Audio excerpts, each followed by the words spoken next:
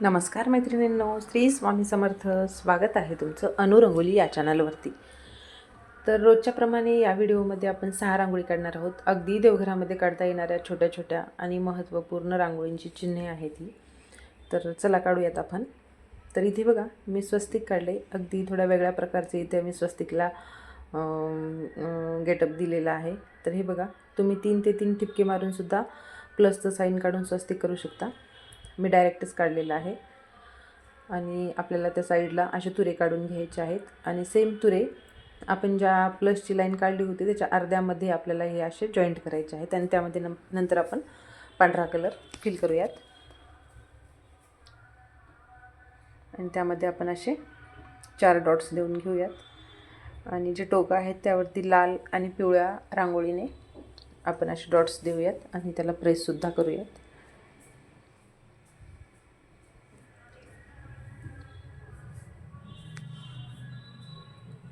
हे बघा, हळदी आणि कुंकू म्हणजेच लाल आणि पिवळा रंग आपण इथे असा वापरलेला आहे. आणि आपण जे स्वस्तिकचे तुरे काढलेले आहेत त्यावरती आपल्याला अशा 3 लाईन द्यायच्या आहेत आणि छोटासा डॉट्स द्यायचा आहे. तर ही पहिली रांगोळी होती आपली आजची, अगदी साधी सोपी. आणि देवघरात, तुळशीसमोर, दारातही काढू शकता उंबरवट्याच्या साईडला. तर हे एक असं युनिक पद्धतीचं आपलं स्वस्तिकची रांगोळी इथे तयार झालेली आहे. आणि आपण जे इथे 2 लाईन काढून घेतल्या होत्या त्यामध्ये आपण असा पांढरा रंग फिल करून घेऊयात.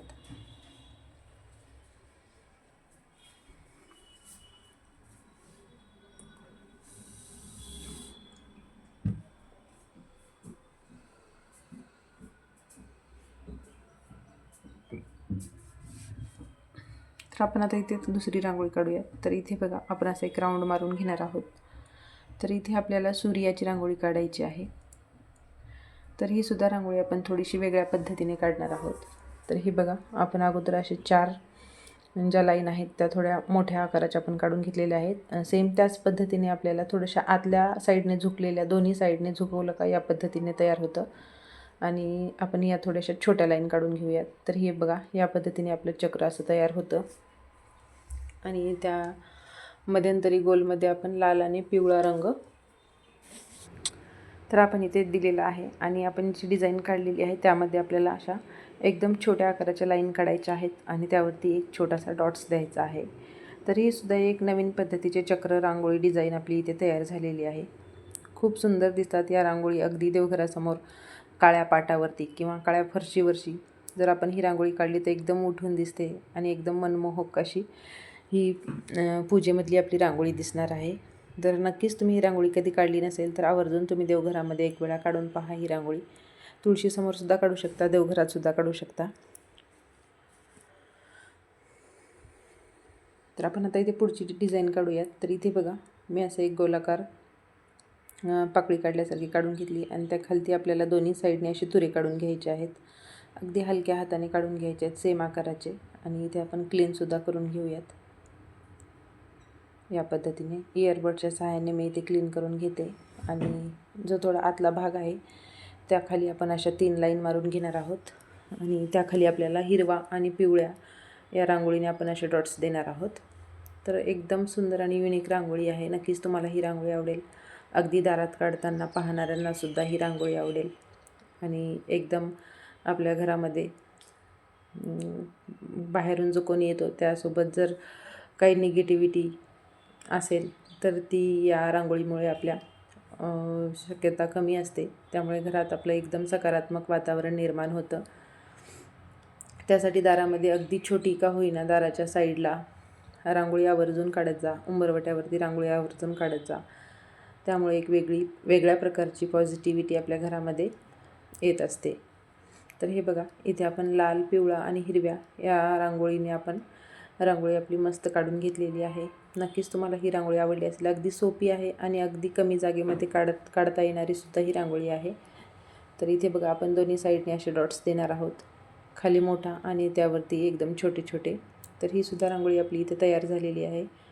तर आजच्या भागातली तुम्हाला सर्वात जास्त रांगोळी कोणती आवडली हे सांगायला विसरू नका मैत्रिणींनो. रांगोळी पूर्ण पाहत जा, तुम्हाला नवनवीन अशाच रांगोळी पाहायला मिळतील. अगदी छोट्या छोट्या आणि एकदम सुंदर रांगोळी. तर इथे आपण पुढची रांगोळी डिझाईन काढत आहोत. तर इथे आपण 2 ते 1 असे ठिपके मारून घेतलेत आणि आतल्या साईडने झुकलेला आपल्याला असा एक रेषा काढून असा आपल्याला चौकोन काढून घ्यायचा आहे. आणि त्यामध्ये मी ऑरेंज कलर भरून घेतला आहे. तुम्हाला लाल, पिवळा, हिरवा तुम्ही कोणताही भरू शकता तुमच्याकडे जो आहे किंवा तुम्हाला जो आवडतो तो. आणि चारही साईडने आपल्याला असे चक्र काढून घ्यायचे आहेत. इथे मी दाखवते, फक्त आपल्याला पहिलं मोठा राऊंड एक काढून घ्यायचा आहे आणि नंतर आपल्याला मध्ये हे बघा या पद्धतीने चक्र काढून घ्यायचं आहे. यामुळे काय होतं की एकदम मोठा चक्र काढताना आपला आकार बिघडत नाही, त्यामुळे एक व्यवस्थित आपला हात तिथे सेट होतो. इथं माझेसुद्धा एक लहान मोठे झालेले आहेत, हरकत नाही आहे, होतं कधी कधी असं लहान मोठं. तर आपण इथे असं चारही साईडने असे डॉट्स देऊन घेतलेत आणि त्याला प्रेससुद्धा करून घेतले आणि जे आपण चक्र काढलेले आहेत तिथेसुद्धा त्याला क्लीन करून घेऊयात. तर हे बघा, मी इथे जिथे डॉट्स दिलेत त्यावरती असे 3-3 तुरे काढून घेते.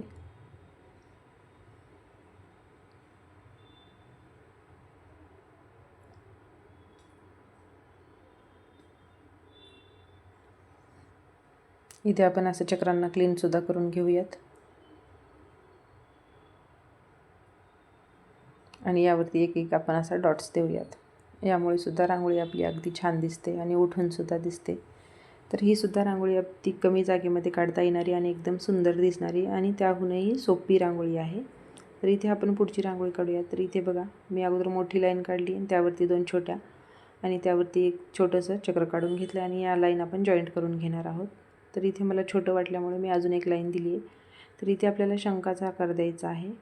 तर ही सुद्धा रांगोळी पूजा रूममध्ये किंवा देवघराच्या समोर आपण ही रांगोळी काढतच असतो आणि त्यातलीच हा एक वेगळ्या पद्धतीने किंवा वेगळ्या प्रकारे काढलेला आहे शंख. तर इथे बघा, जिथे आपल्याला कर्व येतो त्या ठिकाणी मी अशा 3 लाईन दिलेल्या आहेत आणि त्यावरती एक डॉट्स दिलेला आहे.